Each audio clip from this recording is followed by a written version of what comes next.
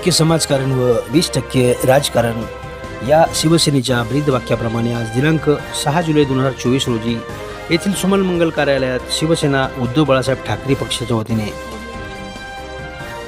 10वी-12वी वर्गातील गुणवंत विद्यार्थ्यांचा सत्कार सोहळ्याचे आयोजन करण्यात आले। जिल्हा प्रमुख विशाल कदम यांनी केले होते।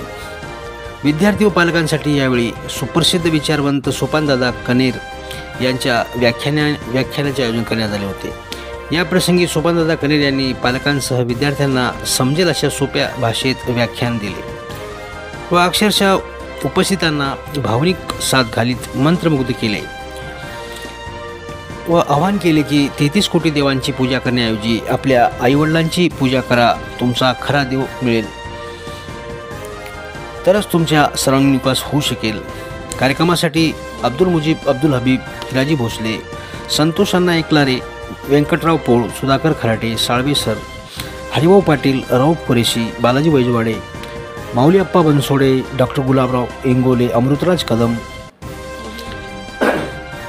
मुंजा कदम, डॉक्टर हरीश मोरे, सुमित चावरे, बालाजी वैद्य, श्याम कदम, आनंद आजमेरा, प्रशिक सवनेकर, रवी कदम, कुलथेसह आदींची उपस्थिती होती।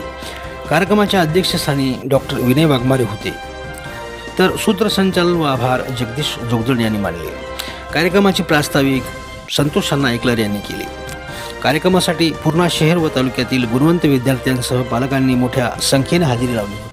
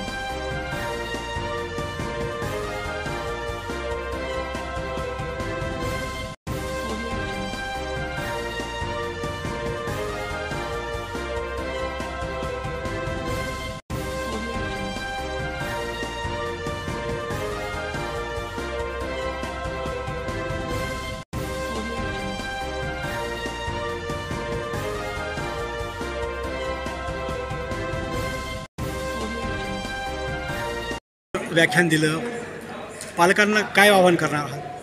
आज विशालदादांच्या नियोजनामध्ये भूतोन भविष्यत असा कार्यक्रम झाला। संस्कार, आईवडिलांचे संस्कार, लेकरांनी कसं वाढावं, मायबापाच्या उपकृत होण्यासाठी आपलं जीवन कसं व्यतीत करावं, यासाठी आज लेकरं हसले, रडले आणि भूतोन भविष्यती असा चांगला अमृत मंथनाचा आज कार्यक्रम इथे झाला। आपण सर्वांनी लाभ घेतला असतो। पालकांना काय आवाहन करणार विद्यार्थ्यांसाठी? पालकांना आपल्या लेकरांना त्यांचं जे ध्येय आहे ते त्यांना चॉईस करू द्या। तुम्ही तुमचे ध्येय, तुम्ही तुमचे स्वप्न आपल्या लेकरांवर लादू नका। आपल्या लेकरांवर नजर ठेवा, पण आपली नजर नजरेसारखी असली पाहिजे। आपली नजर लेकरांवर अशी जाट ठरेल अशी ब्राह्मण नजर नसली पाहिजे, असं आपण लक्षात ठेवा। 33 कोटी देवांबद्दल मी बोलला म्हणजे 33 कोटी देवांचं दर्शन तुमच्या आईवडिलांपाशी आहे. आईवडिलांचं दर्शन घ्यावा. बाहेरच्या देवांचं दर्शन घेतल्यापेक्षा आज आपला जो काळ चालू आहे, आज आपलं जगणं, आज मुलींचं पळण्याचं प्रमाण, आपल्या आईवडिलांना विसरण्याचं प्रमाण, वृद्धाश्रमाचे प्रमाण, हे जे होत आहे ते आईवडिलांच्या प्रेमापाठी होत आहे. आईवडील प्रेम करतात, पण लेकरं आजकालच्या ओघामध्ये, कलियुगामध्ये प्रेमाचा धासा, प्रेम वगैरे जे खोटं प्रेम आहे, वासनांद प्रेम आहे, याच्या प्रेमापोटी आपलं ध्येय विसरतात, आपले मायबाप विसरतात. याच्यासाठी 33 कोटींच्या देवापेक्षा आपले आईवडील पोसा एवढंच मत आहे. धन्यवाद.